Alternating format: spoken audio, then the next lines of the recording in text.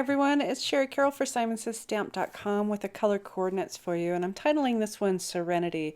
This reminds me of either a spa or the beach, and it's just really calming. So I have 5 colors here, and I'll be starting you out with Seafoam Green, which is a new color, Laurel Green, Fossil, Winter Sky, and Dusty Sage. The stamp set I'm using is Circle Patterns, and this is a new Dina Wakley set. And I thought these would really be nice to show off the ink colors, and there's several large circles to work with. It also goes with the spa theme or the ocean theme. And I'll be stamping these onto a panel of Nina White cardstock. To start off, I am using the new Tim Holtz stamp platform, and the lid tells me at the bottom either clear or cling. So I have it set to the cling. And I'll just go ahead and start positioning my stamp how I want it, and I want to make sure that the pattern goes upright onto the card. So I'm starting with my first one, make sure that I stick that to the platform door, and the first color I'm going to choose is the new Dusty Sage. And this is a really solid pattern stamp, so I'm using a lighter ink. I'll be using more open images for my darker color inks so they don't overwhelm the page. So once I have this really well inked, I can go ahead and close the door of the platform and go ahead and press down on this on the front to get a really good impression.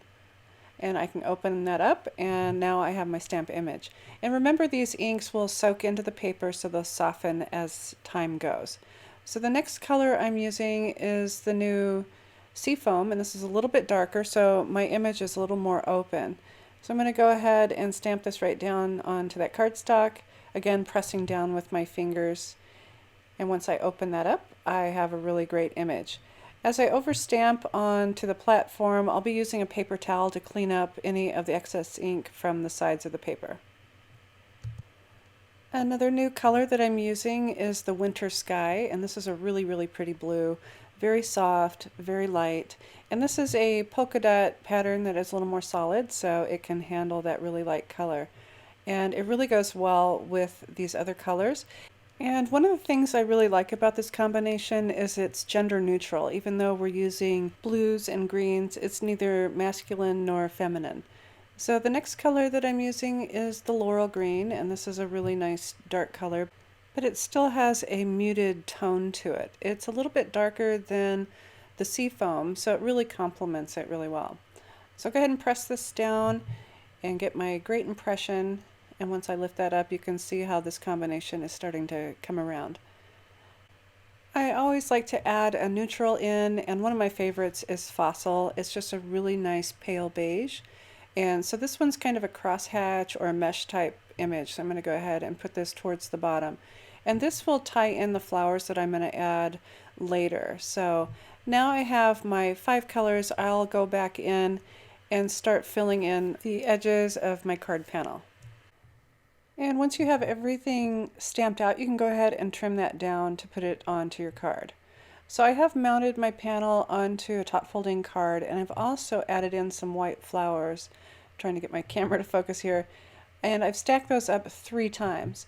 So I have used the Tim Holtz wildflowers and some regular Nina White cardstock, and I taped my flowers together so that I could continue to die cut those. And I just used some post-it type tape, and then I went ahead and just put that onto my Nina White cardstock, and I cut those out 3 times. Then I stacked them up using my 2-way glue pen. This is my favorite way of working with really small detail dies.